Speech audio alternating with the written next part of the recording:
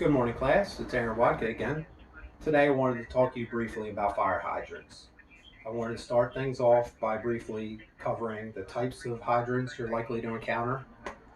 Then we'll go out back, we'll look at a sample of one so we can analyze its component parts and basic functionalities. And then finally, we'll go over some very rudimentary but critical maintenance steps from a fire department standpoint to ensure its operational readiness. As you can tell, this presentation is geared more towards our fire service personnel. The better working knowledge we have of fire hydrants, the more efficiently we can do our jobs, and the better chances we have of achieving our core goals, and that's protecting the lives and property of the public at large. So by proxy, they benefit as well. As far as types of hydrants, you're likely to have seen very different shapes, sizes, and colors. But at a fundamental level, you more or less have two types of hydrants: wet barrel, dry barrel. Sound pretty self-explanatory. Wet barrel means there's water in the hydrant at all times. So the advantage to that is they're quickest to deploy. The disadvantage, they're only practical in warm weather environments. Here in Baltimore, in the wintertime, it regularly gets below freezing. So it makes that type of hydrant impractical. So pretty much from here anywhere north, we run almost exclusively dry barrel hydrants. That means the hydrant itself is empty. The water supply actually stays below ground. Approximately 18 to 24 inches is controlled by a valve that we'll see in a second. And it prevents the water supply from freezing, but it's still close enough to the surface that we can activate it relatively quickly. So without further ado, we're going to go downstairs and check out that sample that we were talking about a second ago. So I'll see you down there. Now this hydrant is just a prop. It's not active, and I set it up ahead of time for brevity's sake. So as far as construction, we're going to start at the top, work our way to the bottom. So if we look at the top, we have the operating nut. And if you look at this one, it's a pentagon shape, and we have a specific tool, the hydrant wrench, that prevents vandalism.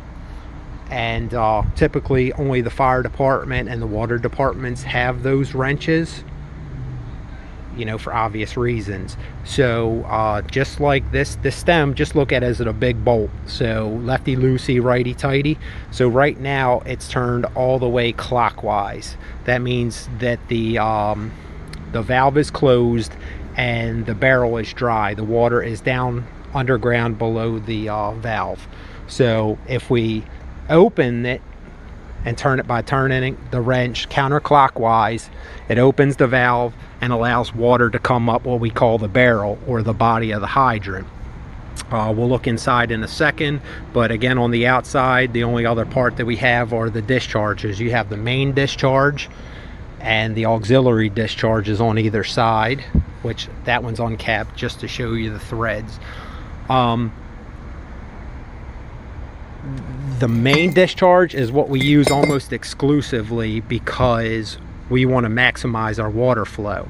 So water flow is not proportional to the size of the discharge, meaning that in essence this discharge is about twice the size of the auxiliary discharge on the side, but it moves about 6 times as much water. So that's why we almost exclusively use the main discharge. Typically the only time we'll use the auxiliaries is if this cap is stuck on or the threads are broken.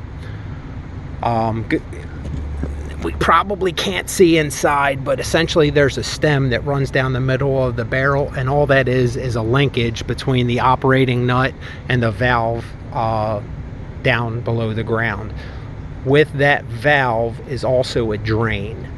And basically what that does is, after we're done operating the hydrant and flowing water, the drain actually lets all the water out of the barrel below the ground, so that in the winter time it doesn't freeze and render the hydrant inoperable. So as far as maintenance, it's pretty simple operation. So we do maintenance twice a year, in the spring and the fall. Springtime is basically visual inspection, to make sure that, you know, the body is structurally sound. We flow water to make sure that it's not leaking, and you know, excessively anyway. If they are, we'll place them out of service and report it to the water department for repairs. Drainage is not so much an issue in the warmer times of the year.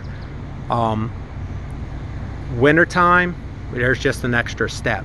So as far as maintenance, more or less, other than the visual inspection, we're lubricating the moving parts. So in this case, it's the parts that we have access to. So the operating nut and the caps and threads. So basically, you can use any kind of lubricant. Typically, we'll just use something like a WD-40 because it's easy to apply. So just apply it to the stem and apply it to the threads, and basically just operate those moving parts back and forth several times to make sure that they move freely. In the winter time, the only additional step is that we got to ensure that the barrel drains, because otherwise the water that's inside of it's going to freeze and render the hydrant inoperable. So, you know, we won't be able to use it in the case of a fire. So if it doesn't drain, that gets reported to the water department, but we also have pumps to actually manually pump the water out of the barrel and get it below the frost line underground. I think that covers it in general. So just in closing, we talked about the type of hydrants: wet barrel, dry barrel. Dry barrel is what we covered here with this particular example. We went over some of the parts, which are pretty simple, and then the maintenance of the hydrant, and that was the critical point, because we have to make sure that the hydrants are operational, because they're our lifeline. Without water, we can't put out fire. So if the hydrants aren't functional, we can't do our jobs. So that's why it's of the utmost important that we familiarize ourselves with the hydrants, their makeup, and how to operate and maintain them. So I think that covers everything for today, and I thank you for your time, and God bless.